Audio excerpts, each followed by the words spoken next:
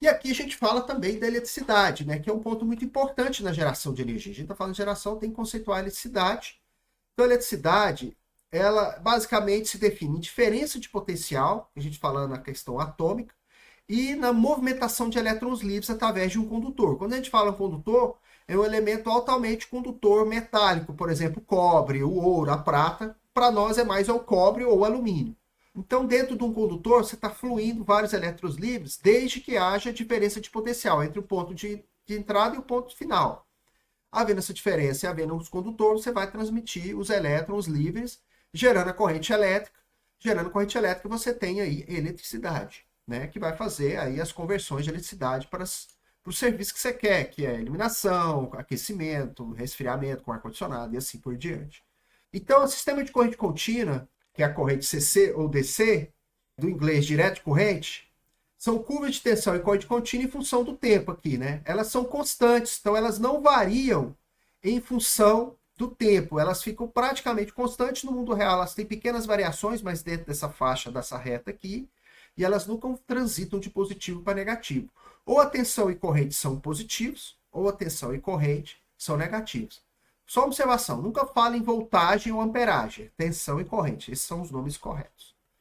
A aplicação de corrente contínua, ela é mais voltada para sistemas de pequenas cargas, como placas eletrônicas, o próprio veículo, internamente no veículo, é tudo corrente contínua, né?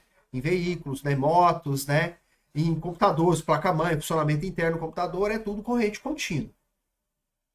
Já a corrente alternada, a gente vê mais ela no dia a dia, né? Corrente alternada, que é o AC em inglês, Alternate Current, ela caracteriza por ter uma tensão e corrente que se varia hora positiva e hora negativa no tempo, e também de forma periódica. Começa, por exemplo, positivo, depois termina em negativo e o ciclo se repete. Então vai ter vários círculos por unidade de tempo aqui. Esses vários ciclos por tempo é chamado de frequência, né? E o tamanho do ciclo aqui é o período dessa forma de onda que vai se repetir. Então, a corrente alternada, a grande vantagem dela é que você consegue transmitir ela a grandes distâncias. A corrente contínua, até pouco tempo atrás, não. Hoje já se consegue, mas ainda assim é bem mais caro do que a alternada para fazer isso. Então, você consegue, por exemplo, sair de um grande gerador, com uma tensão padrão daquele gerador, e elevar muita tensão para milhares de volts, com o objetivo de reduzir as perdas de transmissão. Porque quando se aumenta muito o condutor, você aumenta a resistência interna desse cabo e, consequentemente, as perdas. Então, você aumenta muito a tensão para reduzir essas perdas. Ao chegar próximo às indústrias, o comércio, às residências, ou seja, as cargas, essas tensões elas são reduzidas também por transformador para que sejam viáveis de instalação e que dê segurança para a gente, né? Porque tensões muito elevadas faz a gente correr risco de vida, né? E além de ser inviável a instalação. Então, essas são as características da corrente alternada, usada em instalações industriais, residenciais, né? Os nossos 127, 220 volts, são exemplos de corrente alternada. Então, falando agora da potência, a potência ela representa o fluxo de energia por unidade do tempo ou a taxa em que se executa o trabalho. As unidades de potência é o watt, que é joule por segundo. Mas aqui tem as variações, tanto para unidades muito pequenas como unidades grandes. Começando o pico watt. Então, esse pico, né, nessas notações, esses prefixos, pode ser usado para qualquer unidade, para ampere, para farad, né, para coulomb, para qualquer unidade.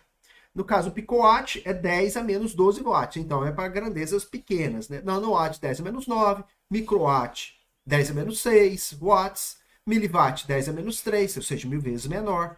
O watt já é a unidade padrão, né? Por exemplo, nosso equipamento aqui, 200 watts, uma televisão, né? Já uma placa de circuito integrado pode ter 0,01 watt ou 1 miliwatt, né? O circuito eletrônico já consome bem menos energia, tem uma potência bem menor. O quilowatt é para equipamentos maiores, normalmente industriais. Megawatt, quando a gente fala, por exemplo, de grandes gerações, 1 milhão de watts, né? Grandes geradoras. Gigawatt já é para quando você faz uma somatória de energia disponível no estado ou no país. Terawatt, quando você faz uma curva, uma estatística de potencial numa determinada geração ao longo de anos. E o petawatt a gente ainda não chegou. 10 a quinto watt eu não vi nenhum dado estatístico usando essa unidade, mas a gente está chegando lá em breve, porque terawatt a gente já está usando com certa frequência. E aqui algumas conversões de unidades. Eu não vou ficar lendo os números, mas mostrando que o joule pode ser convertido, né, para caloria, né? Aqui é a unidade no Sistema Internacional de Unidades, que é o Newton-metro, o Joule é o Newton-metro, né? Que é força vezes deslocamento do trabalho, né? Ou quilograma-metro por segundo ao quadrado. E aqui as conversões para BTU, para watt-hora, para quilocalorias, né? Aqui a conversão de caloria para Joule, de quilowatt-hora para quilojoule, quilocaloria, tonelada equivalente de petróleo, que a gente vai ver aqui, né? Tonelada equivalente de petróleo, muito usados, né, nas estatísticas de energia, né?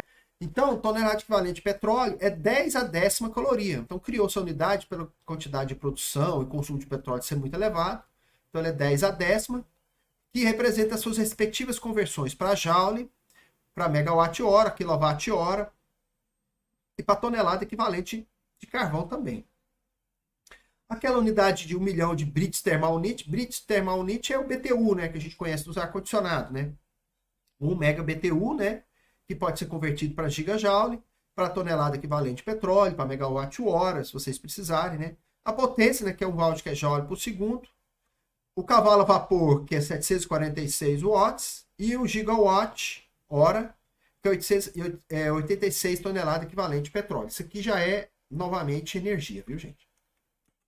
Por fim, temos um exemplo aqui de consumo de gasolina em função da velocidade de um carro. A gente tem aqui um gráfico já em milhas por hora, de velocidade por consumo, que é milhas por galão, ou seja, o quilômetros por litro, aqui é milhas por galão. Onde milha significa 1,6 quilômetros, ou seja, um carro que anda 40 milhas por hora, ele está a 64 quilômetros por hora. Se ele está a 50 milhas por hora, ele está andando a 80 quilômetros por hora, fazendo a conversão. E o galão significa 3,78 litros de gasolina, né? Só para vocês terem a conversão. O gráfico mostra que a curva aumenta, significa que o carro se torna mais econômico.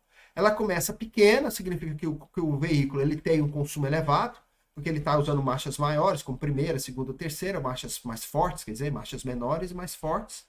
Depois que você vai passando as marchas, o carro vai ganhando mais velocidade e vai ter uma marcha mais fraca, você consegue aí uma ótima economia de combustível na faixa de entre 80 e 90 km por hora.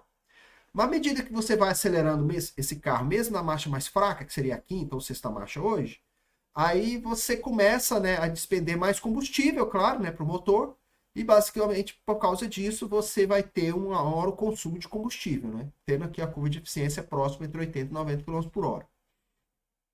Já no gráfico B, a gente fala da estratificação de perdas de um carro. Então, quais são as principais perdas de um carro? Aqui não é tudo que ele consome de energia, não, somente perdas. Então, o atrito do motor representa 44%. Então, se os pesquisadores conseguirem reduzir muito o atrito do motor, a gente vai ter uma redução significativa no consumo de combustível, né? Se as transmissões, 11%. A resistência da rolagem, ou seja, os pneus em contato com o solo, que isso é inevitável, são 12%. Os acessórios do carro, que vem aumentando essas perdas, porque a gente tem mais equipamentos, mais energia dentro do carro, né? Mais detector de ponto cego, detector de fadiga, um monte de questões, além do ar-condicionado, que já é o que gasta mais, as iluminações, né? 6%. E o arrasto de ar, que é o atrito, né? Que ele também pode aumentar com a velocidade, né? Em 27%.